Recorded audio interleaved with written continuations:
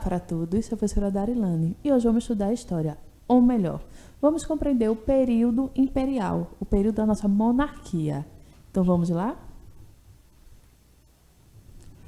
Nosso período imperial, império é uma palavra que indica um estado que é governado por um imperador ou imperatriz. A gente ouvimos muito isso quando citamos, né? Imperador Dom Pedro I, Imperador Dom Pedro II.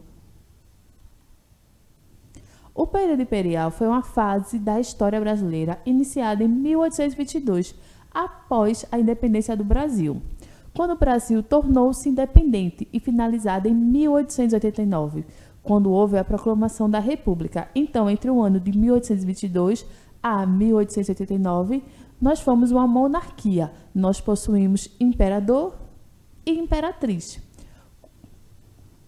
Nesse período, o Brasil organizou-se politicamente como uma monarquia, sendo governado por um imperador, cujo poder era transmitido de maneira hereditária. O que significa hereditária? É transmitido de pai para filho ou de mãe para filho e assim por diante. Sempre é transmitido de uma geração para a outra. Nosso período imperial ele foi caracterizado por 3 fases. Primeiro reinado, período regencial e segundo reinado. Vamos compreender cada uma agora? O primeiro reinado. O primeiro reinado foi o período em que o país foi governado por Dom Pedro I, filho de Dom João VI, e regente do Brasil até sua independência. Então, quando Dom João VI precisou retornar para Portugal, Dom Pedro I ficou no Brasil, né? Vamos dizer, para cuidar. O primeiro reinado ficou marcado pelos atritos entre Dom Pedro I e grupos políticos do Brasil, pelo autorismo e pela incompetência na administração do país. Mesmo após a permanência de Dom Pedro I e as instaurações de uma monarquia independente, o início do período imperial foi bastante conturbado, acumulando diversas crises. O imperador, apesar de ter proclamado a independência do Brasil, ainda buscava assegurar os interesses de Portugal, ao mesmo tempo que precisava conter a fragmentação de seu território. Então, a gente vai conseguir compreender que a monarquia, os períodos, eles sobem e descem. Tem os seus períodos de auge e seu período de declínio. Então, o primeiro reinado, ele começou após a independência do Brasil. O primeiro reinado foi regido por Dom Pedro I. Porém, né, conseguimos compreender que teve vários atritos durante esse reinado, porque Dom Pedro ele queria assegurar alguns direitos de Portugal ao Brasil, e as pessoas não queriam mais esses direitos. Nesse contexto, no Nordeste do país, mais especificamente na província de Pernambuco, olhem aí, iniciou-se um movimento revoltoso, exigindo mais autonomia em relação ao Império, que o Império olhasse mais o Brasil, né? Cuidasse mais.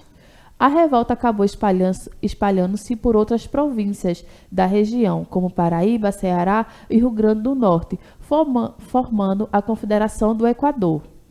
O movimento foi severamente reprimido pelo governo e a província de Pernambuco acabou, inclusive, perdendo parte do seu território para a província da Bahia. Conseguimos constatar que a Bahia não participou dessa revolta e, como se iniciou em Pernambuco, nós fomos punidos, perdendo parte do nosso território para a Bahia. Os líderes da rebelião foram enforcados ou fuzilados, como Frei Caneca e outros foram aprisionados, como Cipriano Barata. Com isso, no Nordeste, onde a popularidade de Dom Pedro já não era mais das melhores, sua figura passou a ser questionada cada vez mais. Aí, podemos ver Pernambuco interagindo na história do nosso país. Durante as crises do primeiro reinado, que foram as crises políticas, o Partido Brasileiro estabelecido informalmente após a vinda da família real portuguesa para o Brasil e composto por comerciantes latifundiários e proprietários de escravos que lutavam pelos interesses do território americano, passou a ocupar um papel de oposição a Dom Pedro I, ao passo que o Partido Português ofereceu apoio ao imperador. Até então, né, viram que Dom Pedro I Estava meio lá e meio cá, como a gente diz, em cima do muro. Estava querendo ao mesmo tempo as leis a favor do Brasil, mas também a favor de Portugal. E as pessoas não estavam gostando disso. Ele tem que se decidir, né? Ou era pró-Portugal ou era pró-Brasil, só não podia ficar em cima do muro. Nessa época, Portugal vivia também uma profunda crise após a morte de Dom João VI, pai de Dom Pedro I, em razão da sucessão do trono português. Todo esse cenário resultou em 7 de abril de 1831 na abdicação de Dom Pedro I, ao trono brasileiro. O imperador decidiu voltar para Portugal, deixando seu filho de apenas 5 anos como sucessor do Império do Brasil. Então, vamos compreender que, quando ocorreu, precisou, né, a volta de Dom Pedro I para Portugal, ele deixou seu filho de 5 anos. Imagina uma criança de 5 anos tendo que comandar o Brasil. Calma, uma criança de 5 anos não comandou o Brasil. Ele teve um tutor. O que é o tutor? Era uma pessoa que cuidava dele e ia ensinar a como ele devia reger o Brasil. Vamos entender melhor tudo isso?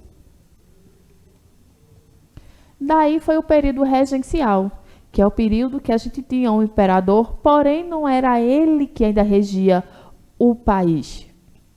Fase que ficou marcada pelas disputas entre os parlamentares brasileiros e por rebeliões provinciais. Ao longo desse período, aconteceram rebeliões como a Cabanagem, Balaiada, Sabinada, Revolta dos Malês e a Grande Revolução Farroupilha. O período das regências teve fim com o golpe da maioridade. Para vocês entenderem esse golpe da maioridade, até então, Dom Pedro só ia poder assumir o trono como oficial, né? O trono do Brasil, imperador, a partir de 21 anos. Ele, até esse momento, tinha um cuidador. Tinha uma pessoa que cuidava dele e regia os acontecimentos do Brasil. Daí houve o golpe da maioridade, que aos 14 anos ele foi dado, não foi dado, né? Ele foi coroado. Aos 14 anos, ele foi oficialmente coroado como imperador. Vamos entender melhor. O período das regências teve fim com o golpe da maioridade, no qual os políticos brasileiros anteciparam a maioridade de Pedro de Alcântara para que ele pudesse ser coroado imperador do Brasil com 14 anos de idade. Esse golpe parlamentar aconteceu em 1840, dando início ao segundo reinado. Então, Pedro de Alcântara passou o quê? Ao imperador Dom Pedro II. Olhem aí, passou de pai para filho.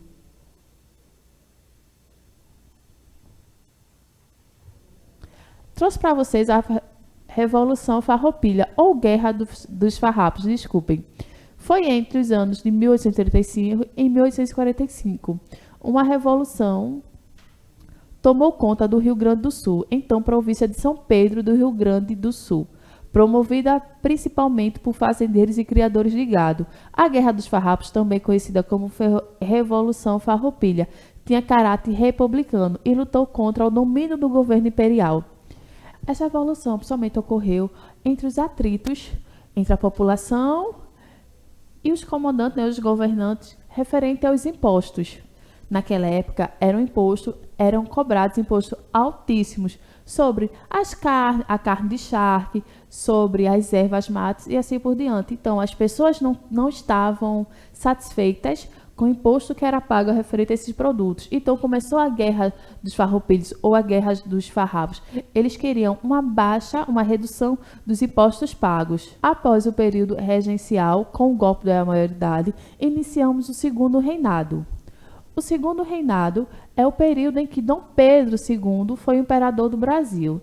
Estendeu-se de 1840 a 1889. O reinado de Dom Pedro II pode ser dividido em diversas fases. Um período inicial de consolidação, seguido por uma fase de auge e, por fim, a sua decadência. O Brasil começou a ser modernizado, havendo a construção de estradas de ferro, introdução dos telégrafos e de aparelhos telefônicos. Gente, o segundo reinado foi o auge do desenvolvimento do Brasil, que até então a gente não possuía isso tudo. A gente não possuía estradas de ferro, telégrafo. Então, Dom Pedro II chegou querendo, né, não chegou, ele já estava no Brasil, desculpem, mas ele trouxe consigo aquela sensação de mudança, consigo as mudanças. Ele era um imperador que ele via muito o Brasil, ele via muito o desenvolvimento do Brasil. Daí por isso que a gente se desenvolveu tanto em certas áreas. Inclusive, deu certo protagonismo mundial ao Brasil. Foi também o momento em que o Brasil começou a se industrializar, tendo como figura central o Barão de Mauá, que era um grande amigo de Dom Pedro II e que ajudou o desenvolvimento industrial no Brasil, principalmente nas construções das linhas de ferro. Foi um momento também de florescimento das artes. Dom Pedro II, ele tinha um grande cuidado com as artes do Brasil, os pintores, os músicos, como literatura, teatro, arquitetura, artes visuais e até mesmo fotografias. Várias peças de museu que a gente hoje encontra, principalmente no Museu em Rio de Janeiro, foram peças que eram cuidadas pela esposa de Dom Pedro II e por Dom Pedro. Eles tinham um cuidado muito grande com as artes, principalmente com a arquitetura. Eles tinham cuidado de manutenção grande sobre peças históricas que contavam, né, a história de grandes civilizações. Ele era um amante das artes, vamos bem dizer. Começou-se a pensar na imagem que o país queria criar de si mesmo. É isso que eu digo. Quando a gente estuda história, a gente consegue compreender os fatos que ocorreram anteriormente e conseguimos refletir os fatos futuros. Então, Dom Pedro tinha isso. Ele tinha esse conhecimento que devemos desenvolver nossa educação, a literatura, o teatro, para a gente poder desenvolver quem somos, criar uma imagem do Brasil. Nomes ilustres como Joaquim Nabuco, Alberto Salles, Silvio Romero, Lopes Trovão, André Rebouças, entre outros, compuseram um grupo que ficou historicamente conhecido como Geração de 1870, e Dom Pedro estava ali ajudando nesse desenvolvimento. Contudo, não tardaram também de surgir momentos de crises e instabilidade profunda, nem tudo é um mar de rosas, né? Que ao final do século provocaram o fim do período imperial, com a proclamação da República em 15 de novembro de 1989. 3 questões marcaram a crise do Império até chegar no seu fim. Essas questões foram questões escravocratas, questões religiosas, questões militares. Esses 3 pontos levaram ao fim do Império. Questões escravocratas. Lei Feijó, promulgada em 1831, onde ficava proibido a importação de escravos para o Brasil. Essa lei proibia a importação de escravos para o Brasil. Então, vamos imaginar, né, vamos analisar que naquela época os senhores de fazenda possuíam grande número de escravos para trabalhar para si. E lembrando que nesse ano, né, nesse momento, vários países já tinham abolido a escravidão. Então, o Brasil estava sendo pressionado também para ocorrer essa escravidão. Então, já que eles não podiam fazer com que o Brasil libertasse os escravos, né, fez a Lei Feijó. Porém, essa lei não era cumprida. Daí veio a Lei Eusébio de Queiroz, onde ela previa uma punição para quem estava importando escravos para o Brasil. Nas questões religiosas, o segundo reinado, um acontecimento abalou as relações da igreja com o imperador, lembrando que a Igreja Católica tinha um poder muito grande naquela época. Os bispos de Olinda e Belém acataram as ordens do Papa Pio IX, sem aprovação régia, né, de Dom Pedro, que proibia o casamento de católicos e maçons e punia os seguidores que frequentassem maçonaria ou os apoiassem. Até então, a gente não tem nenhum fato histórico dizendo que Dom Pedro II era um maçom. Porém, ele tinha um grande carinho sobre os maçons, entre os outros, né? Sobre os maçons. Então, os bispos de Olinda e de Belém acataram as ordens do Papa Pio IX e não poderiam realizar casamentos entre católicos e maçons. Dom Pedro puniu ambos, né? Decretou a prisão de ambos, que algum tempo depois eles foram soltos. Porém, essa punição abalou as estruturas entre a Igreja Católica e o imperador. Lembrando que a Igreja ela tinha um grande poder naquela época. Então, a lei que proibia a importação de escravos do Brasil, que já era o quê? Isso abalava os grandes senhores de engenho. as questões religiosas. Por isso que eu digo, por isso que eu digo, a Igreja Católica tinha um poder muito grande naquela época. E ainda veio a questão militar. Os militares, após a Guerra do Paraguai, de 1864 a 1870, saíram fortalecidos e ocupando cada vez mais espaços no debate político. Já o Império, além de ter se desgastado bastante durante o conflito, saiu extremamente endividado, sobretudo com a Inglaterra. Então, nesse ano, surgiu leis para embaçar, para proteger as famílias dos militares que foram para a guerra. As famílias tinham que receber uma pensão dada na época boa. E o imperador não se tinha como fazer o pagamento dessa pensão. Então, veio os senhores dos engenhos, os religiosos e os militares, revoltado com Dom Pedro II, com as condições que ele estava tendo referente ao Brasil. Então, esses três pilares levou à decadência do fim do Império. O período imperial teve fim em 15 de novembro de 1889, com a proclamação da República. O Brasil, a gente consegue analisar que o Brasil teve, no período imperial, teve seus pontos, os pontos altos, os pontos conturbados, até chegar no seu fim. Começamos nosso período imperial com quem? Dom Pedro I. Porém, a partir da morte do seu pai, ele teve que retornar para Portugal, deixando seu filho no Brasil, Porém, seu filho só tinha 5 anos, não tinha condições de reger nosso país. Então, ele tinha tutores que cuidavam dele e ajudavam a reger a ordem no Brasil. Porém, a partir do golpe da maioridade, Dom Pedro assumiu o trono como imperador aos 14 anos. No seu reinado, o segundo reinado, tivemos pontos positivos, pontos negativos, até chegar no final da monarquia. Lembramos que os três pilares que levaram a esse final foram questões escravocratas, religiosas e militares, que auxiliaram no fim do período imperial do Brasil, tá certo? Então, a gente hoje conseguimos compreender um pouco da evolução da nossa história, evolução de quem somos, evolução também de quê? Das artes, que Dom Pedro I era um grande amante das artes. Ele tinha consigo isso, de querer preservar a arte do Brasil, para poder constituir a identidade de quem são os brasileiros.